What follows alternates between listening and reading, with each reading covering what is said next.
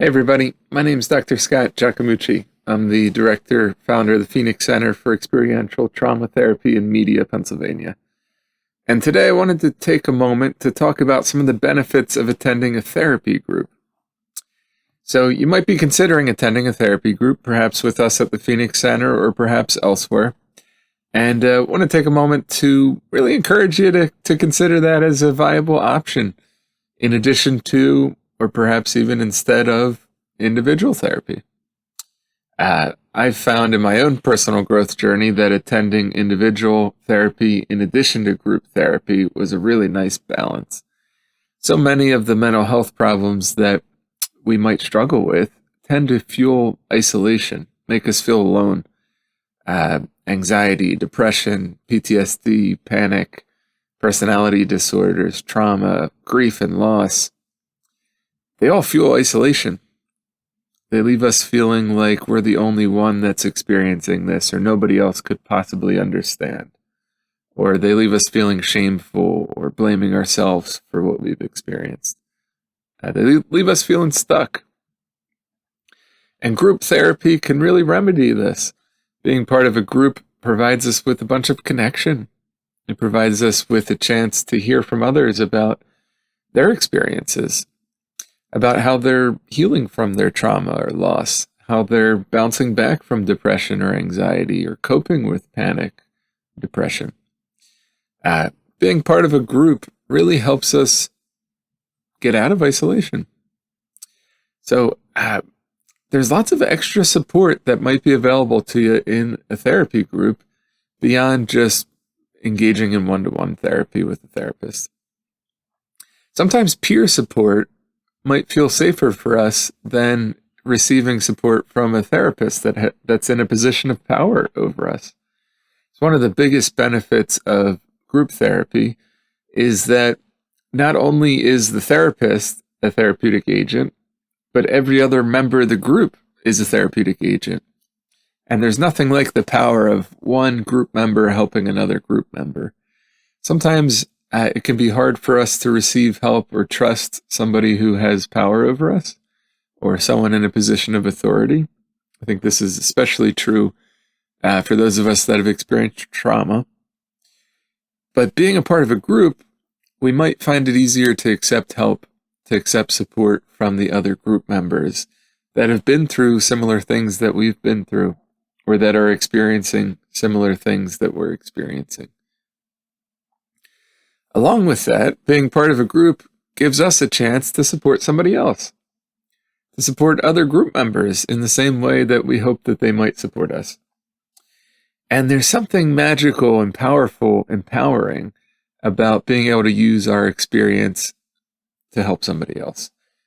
We call this peer support or mutual aid. It makes us feel good. It makes us feel a sense of meaning, perhaps even a sense of purpose. That we're not going through what we're going through or what we went through for nothing. That we can use it and transform it to help others. So there isn't really this potential in one-to-one therapy, but group therapy really offers us this possibility of receiving support and offering support to others in the group.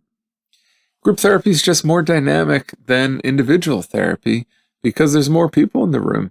There's a matrix of relationships within the group rather than only the individual relationship between the client and the therapist. Being part of a group exposes you to new perspectives, to other experiences, to other pathways of healing that an individual therapist might not be aware of. You get to benefit from all of the wisdom, all of the experiences, all of the care, love, thoughtfulness from everybody in the group. And there's just power in numbers. As humans, we're naturally, we heal in relationships. We're often harmed in relationships. It makes sense that we also heal in relationships. And by our neurobiology, the way our nervous system is wired, we find safety in groups, in communities, and in numbers. We're kind of like herd animals. And so a group is kind of like a herd. It gives us a something to be a part of, something greater than ourselves that we can find safety within. Uh, Logistically, therapy groups are cheaper than one-to-one therapy because everybody's paying a little bit and the therapist gets to make what they need to make in order to cover their expenses. And it allows for group members to pay a lower hourly rate to be in a group than you would pay for individual therapy. Even though it's cheaper, in the research, they're finding that group therapy is at least equally as effective for a variety of different issues as one-to-one therapy. So it's kind of a win-win. It's at least as effective, but also cheaper at the same time. Many times we find that 45 minutes or an hour of one-to-one therapy just isn't enough time to really dive into more difficult topics and issues. And group therapy has another advantage in that usually therapy groups are longer than an hour. We often will schedule groups for 90 minutes or 2 hours, or perhaps even longer than that. So there's a bigger container that we can create in a therapy group than we can create in just a one-to-one therapy session. So there's lots of real benefits to being part of a group. You might find that it's easier to share in a group than it is to share one-on-one. You might find that being part of a group is really helpful in addition to individual therapy. And many therapy groups are actually going to require you to also be engaged in individual therapy. This is one of the policies we have at the Phoenix Center for most of our therapy groups. We would just want to make sure that you have some added support in between group sessions in case anything difficult might come up for you, that you have someone that you can talk to about that. You have some additional support that you can reach out to. I really encourage you to consider group therapy as an addition to your individual therapy. And if you wanted to learn more about the various therapy groups that we offer at the Phoenix Center, you can check out the link in the description below. We're constantly updating our therapy group offerings and offering new therapy groups based on the different topics that our clients are saying would be helpful to have therapy groups on. Our team are really experts in group therapy. So many of us are board certified in psychodrama and group therapy, or have certifications in group psychotherapy. Most of our team have hundreds of hours of training specifically in group therapy, whereas most licensed professionals actually have very little training that was specific to therapy groups.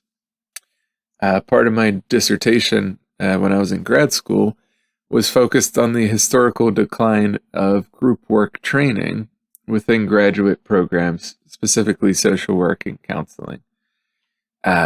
Nowadays, in master's level social work programs, it's often not even required that a student take a class in group work. So many people who are offering groups might not have the specialized training in therapy groups that we have here at the Phoenix Center. And of course, I might be biased because I run the center, but I really believe that our group therapists are offering something special. And I think the feedback from the clients who've participated in the groups really confirms that. So while we're talking about therapy groups, I also want to take a moment and differentiate therapy groups from support groups. So many times these terms are used interchangeably, and they're really not the same thing. They're actually very different from each other. Of course, they're both groups, but their structure, usually their requirements, their focus, the level of commitment required, these are all going to differ between therapy groups and support groups. Usually, support groups are low cost or free, and they're usually very focused on peer support or psychoeducation. Many times they're facilitated by other peers, kind of like a 12-step meeting, for example. Alcoholics Anonymous is a classic example of a support group. Support groups are usually not run by therapists, although sometimes they are. They usually do not involve therapy, and they're not always focused on processing trauma. They're usually more focused simply on providing peer support. Support groups are a little more flexible in that you usually don't have to commit to attending every week, and you often have more flexibility to come and go as you choose, and they're usually shorter group lengths. On the other hand, a therapy group is a bit more structured, and a therapy group, just as the name suggests, is therapy. It's not a support group. Therapy group usually involves some sort of pre-group screening or assessment process where a therapist will ask you different questions, get a sense of who you are, where you're at, what you're looking for, what your goals are, what the presenting issues are, to ensure that the therapy group is a good fit for you first. Therapy groups usually do involve a commitment to attend every week for a certain amount of weeks, and therapy groups are going to cost more than a support group. The cost is going to vary from group to group and based on the length of the group, of course. Unlike support groups, therapy groups are led by a professional, usually a licensed therapist, and therapy groups are therapy. They do involve processing trauma if it's a trauma group.